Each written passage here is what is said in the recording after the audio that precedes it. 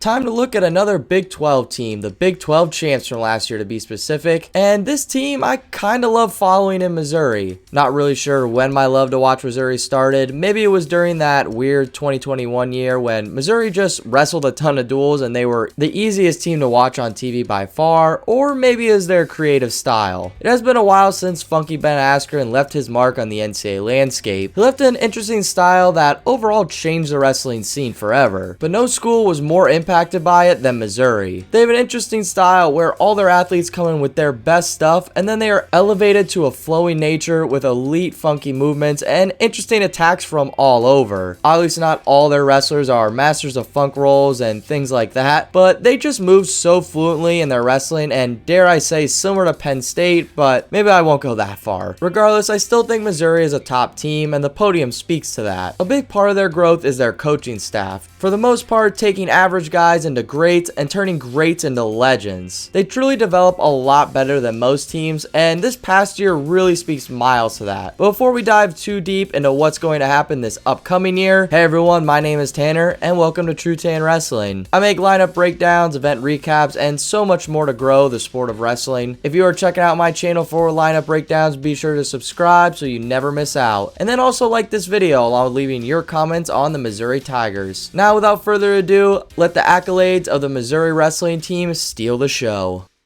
One of my favorite coaches to root for is Brian Smith, the fearless leader for the Missouri Tigers. He's had a long career with the Tigers and it does not seem to be slowing down anytime soon. Smith started his coaching position all the way back in 1998. During that time, he gave the school their first national champ, several national champs after that, endless conference titles in the MAC and Big 12, along with the prestigious top 4 team trophies at the NCAA tournament. Brian Smith essentially turned a school that no one believed in, basically the last survivor of the SEC, that was flowing around from conference to conference into a team that the elite programs won in their conference and lesser opponents are scared of. On top of all that, they made Missouri a wrestling school with a huge legacy in the sport. To dive in more, let's start at 125, where we see two-time national qualifier and super fun to watch little man Noah Surtin, who has a fun story honestly. In 2021, no one really knew who Noah Surtin was, considering he was the third string at 125. Their starter was Connor Brown, the Wisconsin/South Dakota State transfer, and Dak Punke were in front of him. He really raised his stock when he wrestled at the Cowboy Open though. He beat Oklahoma State starter and freshman Trevor Mastrogiovanni and got revenge over Wyoming starter Garcia. He would lose to Punke in that tournament, but due to an injury, Surtin would be the guy in the 2021 MAC tournament, and he would actually qualify for the national tournament. Surtin was the full-time guy this season, and he beat a lot of elite opponents along with simply liking to score points. He fell in the round of 12 this season, and I think if he fixes a few things with his explosive nature and creative style, he could be an elite 125 once again and crack into the top 8. Punke is on his senior year, so he'll be battling to take the 125 spot back as well. And they also got Preston Spray, an incoming Wisconsin State champ, who will probably redshirt, but he could be in this battle as well.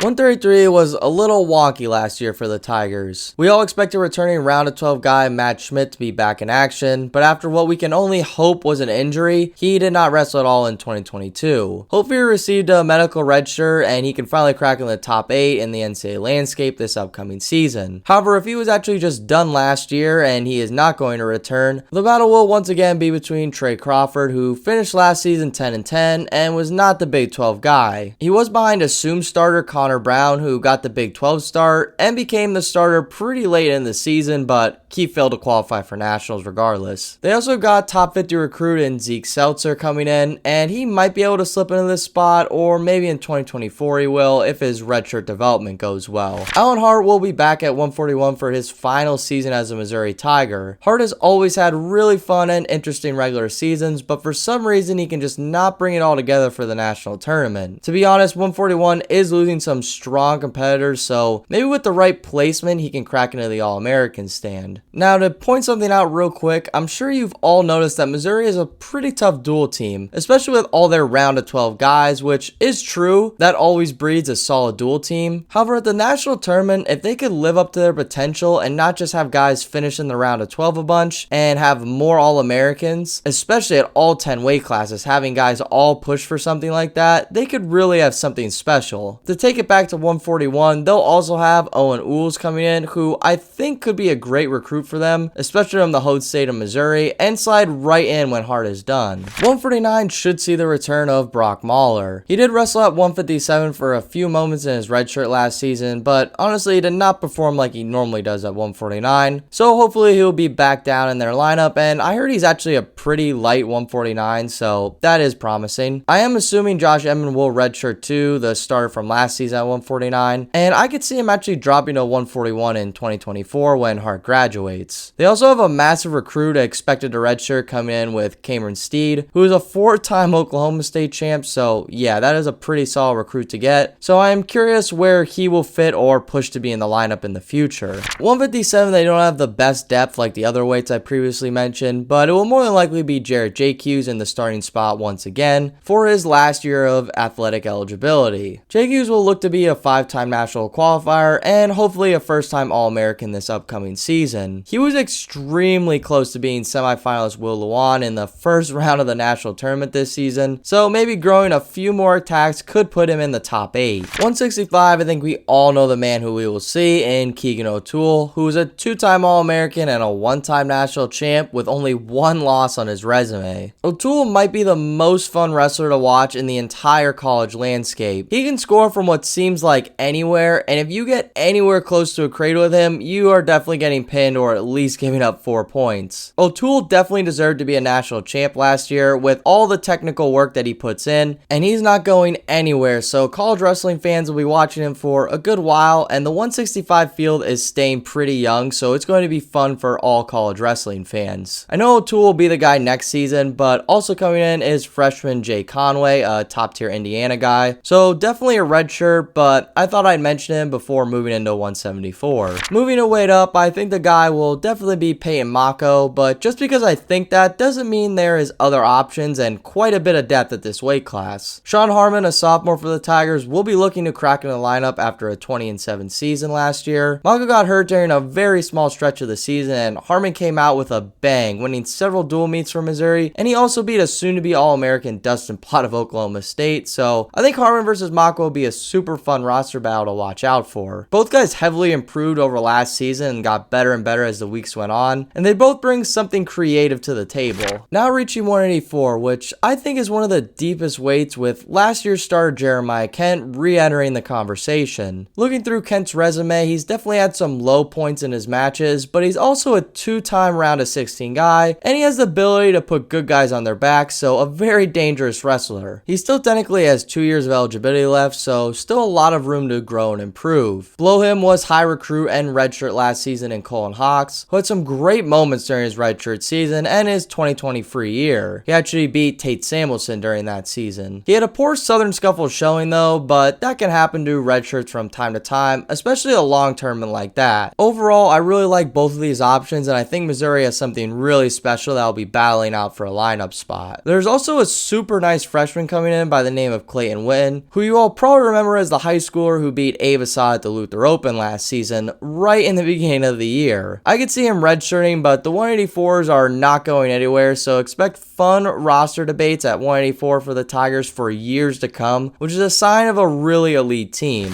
197, we will see another young stud who also won a junior world title with Keegan O'Toole in Rocky Elam. He is a 2-time All-American for the Tigers, entering only his sophomore year technically. He took a few losses during his season last year, but the dude just shows up at the national tournament, which is really tough to do at a wonky weight like 197, where honestly anyone could win it. He took 5th as a true freshman and then won a junior world title that summer, and then placed 4th this last season. 197 will once again be just as tricky and hard for rankers to rank, of course, but let's see if he can upgrade in the 2023 season. Would you believe though the Tigers actually have another top star recruit from homegrown Missouri coming in Tommy Hagan? He will definitely redshirt next season, but he's definitely a guy to look out for in years to come at either 197 or heavyweight. And speaking of the big boys, let's move right on up to 285. We can assume that once again the star will be junior and brother to Rocky, Zach Elam, the several-time starter and national qualifier for the Tigers. Zach Elam always seems to have super lopsided regular seasons, and what I mean by that is he beats some elite guys, but then might also lose to guys that he's supposed to beat and things along those natures. However, whenever he gets to the national tournament, it always seems like he's knocking on the door to be in the top 8. He has made the round of 12 twice, once as a true freshman, and he made the round of 16 in 2021, and then of course his other round of 12 was in 2022. Basically, all I can say is simply don't count him out against anyone from the number 5 rank down, in my opinion. Of course, knowing Missouri and their long heavyweight traditions, their options do not stop there, with Seth Nitzel also possibly being in the mix for next season. He finished last year 21-5, which is a nice record for a second string wrestler, especially since the last season was basically his first full season, so he is young and developing. And of course, they receive another top 50 big board recruit. Man, I really didn't realize how great this team was. Oh my gosh. But they are getting heavyweight stud Ryan Boersma. Missouri has a lot of returners, so like most, Boersma's probably going to redshirt with this class. And honestly, during this next season, if this redshirt class develops up to their potential, look out. Missouri will easily be coming for a top 4 trophy, in my opinion. And just like that, we take care of the Missouri Tigers, who kind of remind me of Lehigh's roster breakdown, with a ton of young talent and continue to bring in top tier guys for depth and strengthening their lineup. They also have a massive roster, so the fact that they don't have a ton of guys in the transfer portal really speaks to their culture and coaching staff. What I mean by that is Brian Smith is known to be a coach that develops and cares about his athletes, so when you do that with the entire roster and not just the starters, you really build a solid team and something special. With that said though, leave your thoughts on the upcoming Tiger squad in the comment section below. While you're down there, be sure to look in the description to check out my Patreon for more support on my TrueTan Wrestling merchandise. All that would be greatly appreciated, but at the very least, head on over to Twitter and Instagram and give me a follow there, along with hitting the like button on this video and subscribing to the channel. And now with all that said, I hope to see you all in the next one, and take care everybody.